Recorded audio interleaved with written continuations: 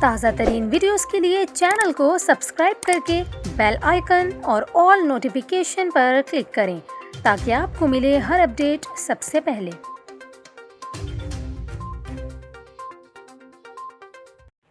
اور ابھی آپ کو بتائیں، سندھ ہائی کورٹ نے جامعہ کراچی کے وائس چانسلر ڈاکٹر خالد عراقی کو عہدے سے ہٹا کر ڈاکٹر ناصرہ خاتون کو قائم مقام وائس چانسلر مقرر کر دیا۔